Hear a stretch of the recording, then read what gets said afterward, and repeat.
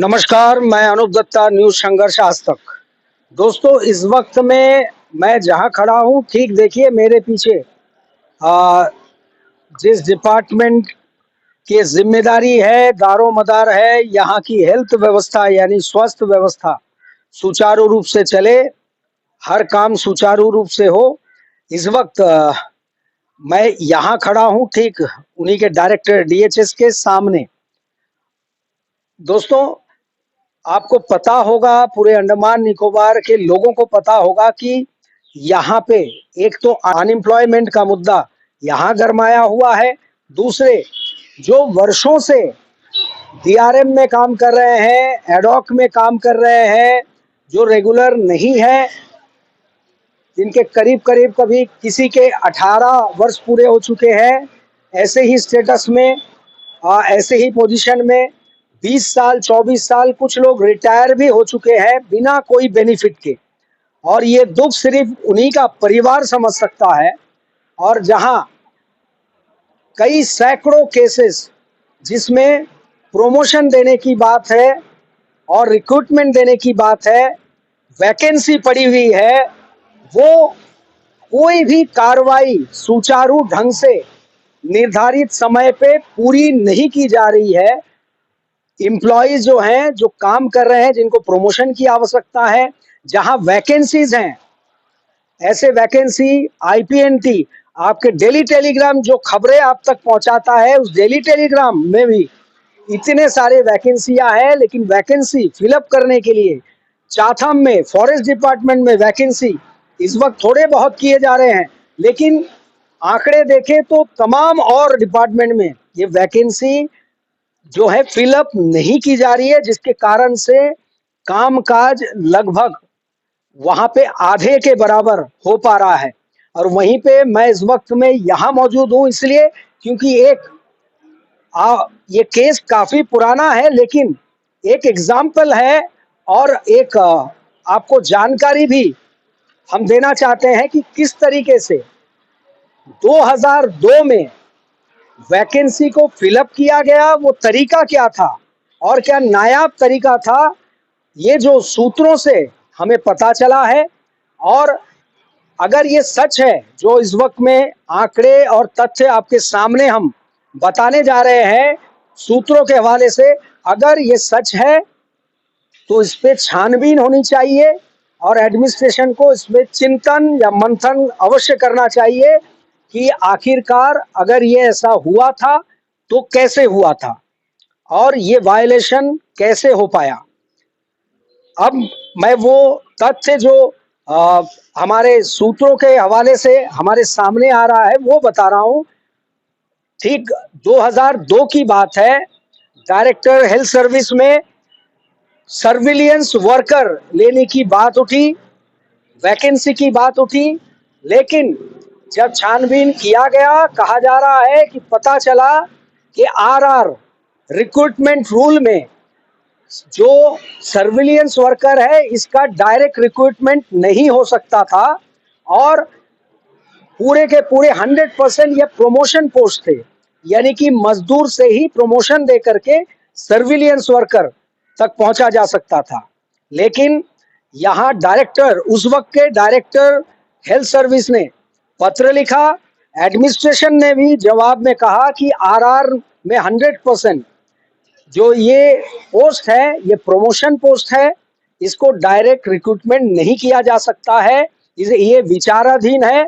जब amendment RR में हो पाएगा, हो जाएगा, उसके आधार पे ही हमें आगे बढ़ना है। लेकिन क्या मंशा थी और क्या चालाकी, कहा जा रहा है कि बहुत चालाकी से एक न्यूज़पेपर एम्प्लॉयमेंट नोटिस में निकाला गया अप्रैल 2002 को के 5 पोस्ट के लिए सर्विलियंस वर्कर यानी कि आरआर को दरकिनार करके 5 रिक्रूटमेंट किया जाएगा और इसके लिए उन्होंने इंटरव्यू के वक्त निर्धारित किए। करीब कहा जा रहा है 100 से अधिक कैंडिडेट इसमें अपीयर हुए और पोस्ट 3 जो है जनरल कैटेगरी के थे और 2 जो हैं वो एसटी कैटेगरी के थे जो वैकेंसी। और करीब करीब ये 5 पोस्ट में कुछ पोस्ट इसलिए इन्होंने कहा जा रहा है कि कुछ किसी की डेथ हो चुकी थी, कोई वीआरएस ले चुका था और इसीलिए इस पोस्ट को फिलअप करना आवश्यक था। और लेकिन आरआर को कोई मान्यता नहीं दी गई, नजरअंदाज किया गया। और ठीक 30/4/2002 को और 1/5/2002 और 2/5/2002 ऐसे तारीख बताई जा रही है जब डी ग्रुप सर्विलियंस वर्कर के लिए सिलेक्शन 4 लोगों की सिलेक्शन कमेटी बैठी, इनका इंटरव्यू हुआ। 5 को तुरंत सर्विलियंस वर्कर में एडॉक में तैनात किया गया, नियुक्ति की गई। और इसके बाद आंकड़े बता रहे हैं कि 5 के बाद 13/9/2002 को एक और जो कैंडिडेट है, जो पैनल तैयार किया गया, 5 को लिया गया और 15 को पैनल में रखा गया और कहा गया फ्यूचर में अगर आवश्यकता पड़ी इसी से हम लेंगे सर्विलेंस वर्कर को। और इसके बाद ही तुरंत बाद 13/9/2002 को एक और अपॉइंटमेंट एडॉक में कर दिया जाता है। 1/10 यानी कि 10वें महीने में ही 2002 में 2 और एडिशनल कैंडिडेट को एडॉक में दे दिया जाता है। उसके बाद 5/12/2002 को ये पहले लिए गए 5 एडॉक कैंडिडेट को एक्सटेंशन दिया जाता है, यानी कि 6 महीने का कार्यकाल था, उनको तुरंत एक्सटेंशन दिया जाता है। और उसके बाद फिर से 5वें महीने में 2003 को एक और एडॉक को और एक पैनल से उनको एडॉक में दे दिया जाता है। और उसके बाद 7वें महीने 2003 में ये तमाम जो 9 एडॉक में जिनके अपॉइंटमेंट हुए थे उनको रेगुलराइज कर दिया जाता है उनके जॉब को। और ताज्जुब की बात है कि कहा जा रहा है कि इनको परमानेंट करते वक्त इनके एडॉक पीरियड को भी, उन समय काल को भी काउंट किया गया, वो ड्यूटी पीरियड को। और ये अचंभे की बात है, अचरज की बात है। इसके बाद 11/9/2003 को कहा जा रहा है, जो आंकड़े हमारे पास आ रहे हैं और आए हुए हैं, एक कैंडिडेट जो पैनल में 15 सदस्यों के पैनल में सिलेक्टेड पैनल में थे, उनको डायरेक्टली रेगुलर अपॉइंटमेंट दे दिया जाता है। और उसके बाद फिर से फरवरी महीने 2004 को 2 और कैंडिडेट को इसी पैनल से सीधे डायरेक्ट रिक्रूटमेंट कर दिया जाता है, अपॉइंट कर दिया जाता है परमानेंटली। उसके बाद आप देखिए किस तरीके से और क्या मंशा थी कि लगातार इतनी तेजी के साथ डायरेक्ट अपॉइंटमेंट भी हो रहा है, परमानेंट हो किया जा रहा था, एडॉक को लगातार एक्सटेंशन 1 दिया जा रहा था और उसके बाद उसको तुरंत रेगुलर किया जा रहा था। फिर 26/3 को 2004 एक और डायरेक्ट अपॉइंटमेंट कर दिया जाता है सर्विलेंस वर्कर में, जिनको पैनल से, जो वेटिंग पैनल थे। उसके बाद फिर से दूसरी 1 तारीख फरवरी को ही 2005 एक और पैनल से डायरेक्ट अपॉइंटमेंट किया जाता है सर्विलेंस वर्कर में। उसके बाद एक और 7वें महीने में 2005 ये पैनल तब तक बरकरार रहा है।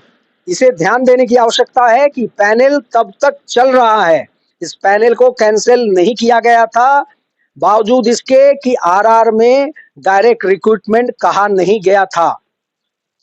इसके बाद एक और कैंडिडेट को 7वें महीने में एडॉक बेसिस में फिर से अपॉइंट कर लिया जाता है नाटकीय ढंग से और उसे एक्सटेंशन कर दे दिया जाता है। और 19/10 को फिर से एक्सटेंशन देने के बाद इनके पोस्ट को भी रेगुलराइज कर दिया जाता है एडॉक पीरियड को काउंट करते हुए। और 2019 में बढ़ते बढ़ते 2019 में जाकर के ये जो तमाम 16 कैंडिडेट को लिया गया था और परमानेंट किया गया था, इसमें से एक कैंडिडेट को जो है जो पैनल वन, पे लेवल वन प्रमोशन दे दिया जाता है। पे लेवल वन में वहां से पे लेवल टू में जो वैक्सीनेटर का है, और 11 कैंडिडेट को पे लेवल वन से डायरेक्टली प्रमोशन देके पे लेवल फोर में कर दिया जाता है। और वो पोस्ट थे मलेरिया इंस्पेक्टर का, यानी कि पे लेवल टू जो इंसेक्ट कलेक्टर का है उसको स्किप किया जाता है और सीधे सीधे प्रमोशन पे लेवल वन से 4 में कर दिया जाता है मलेरिया इंस्पेक्टर के पद पे 11 लोगों को। तो क्या ये हम इफिशियंसी कहेंगे या बेरोजगार लोगों के लिए दर्द कहेंगे डिपार्टमेंट का, या कोई और मंशा कि आपको आरआर वायलेट करनी पड़ी? अगर ये बात और ये तथ्य और ये आंकड़े सही हैं तो इस पे जांच होनी चाहिए, इस पे इंक्वायरी होनी चाहिए, क्योंकि गुनाह हर हालत में, हर सूरत में गुनाह ही होता है, चाहे आप कई साल पहले किए हो या ताजा। ये आंकड़े जो हमारे पास आ रहे हैं और हमारे पास मौजूद है, ये हमें भी चौंका रहे हैं कि जहां पे वैकेंसी फिलअप करने के लिए पसीने छूट रहे हैं, जो अफसर हैं, उच्चाधिकारी हैं, वो हाथ खड़े कर रहे हैं, लोग बाग परेशान हैं, एम्प्लॉय, क्योंकि वैकेंसी जहां पे पोस्ट खाली हुए पड़े हैं तमाम डिपार्टमेंट में अलग अलग, वहां कामकाज बड़े मुश्किल से चल पा रहा है, लिख करके वो थक चुके हैं। और यहाँ पे वैकेंसी को फिलअप करने के नाम पे, सूत्रों की माने वैकेंसी को फिलअप करने के नाम पे, क्या ये कोई खेल का कोई और केंद्र बिंदु है? क्या इसके आड़ में कोई और खेल खेला गया? आरआर को क्यों वायलेट किया गया? अगर किया गया तो क्यों किया गया? और इन्होंने आरआर के अमेंडमेंट का इंतजार क्यों नहीं किया? और इतने शॉर्ट पीरियड के अंदर, हालांकि 3 साल तक इस पैनल को कैंसिल नहीं किया गया, और इसी पैनल से बहुत ज्यादा हड़बड़ी दिखाते हुए और इतनी ज्यादा सहानुभूति उन अनएम्प्लॉयड यूथ के लिए कि तमाम लोगों को एक एक एक्सटेंशन देने के तुरंत बाद ही उसके जॉब को रेगुलराइज कर दिया गया। क्या इसके पीछे कोई और कहानी है? क्या कहानी हो सकती है? क्या छानबीन इसमें होना चाहिए? अगर ये तथ्य, ये आंकड़े सही है तो इसका संज्ञान ले एडमिनिस्ट्रेशन और वो तमाम जांच एजेंसियां जो ऐसे कार्य के लिए आगे बढ़ती हैं और छानबीन करती है। सीएस साहब से भी अनुरोध रहेगा कि मामला चाहे जितने भी पुराने हो, इसमें छानबीन की जाए, तथ्यों को सामने लाया जाए, और इसके लिए दोषी क्या कौन है, अगर ये तथ्य सही पाए जाते हैं और ये आंकड़े जो सूत्रों के हवाले से हमारे तक, मुझ तक पहुंचे हैं, हमारे चैनल तक पहुंचे हैं, अगर ये सही पाए जाते हैं तो उन पे क्या कार्रवाई होनी चाहिए आगे चल करके। और अगर इस तरीके से फिलअप हो सकता है तो फिर बाकी डिपार्टमेंट के लोग वहां एम्प्लॉय शॉर्टेज ऑफ स्टाफ बिना प्रमोशन के या बिना वैकेंसी फिलअप के क्यों भुगत रहे हैं? क्यों सालों साल वो गुहार लगा रहे हैं अपने अधिकारियों से? इसका जवाब दे एडमिनिस्ट्रेशन। अगर ये तथ्य सामने आते हैं कि ऐसा वायलेशन निश्चित रूप में हुआ था और ये आंकड़े जो हैं ये सही ठहराया जाए और सही ठहराया जाता है, तो इसी अनुरोध के साथ कि ये कोई एक पैमाना ना बन जाए, कोई स्केल, कोई एक एग्जाम्पल ना सेट हो जाए कि अगर अधिकारी चाहे तो इस लेवल पे भी वायलेशन हो सकता है। ऐसा आगे चल करके कोई एग्जाम्पल ना बने, इस पे गौर किया जाए और जो तथ्य सामने आ रहे हैं, जो बताए जा रहे हैं, इसकी सच्चाई को सामने लाया जाए। यही हमारे न्यूज़ चैनल की ओर से अनुरोध रहेगा। ये बहुत ही गंभीर विषय है, इस पे छानबीन की जाए। इसी अनुरोध के साथ मैं कैमरामैन मुरुगन के साथ अनूप दत्ता, न्यूज़ संघर्ष, आज तक।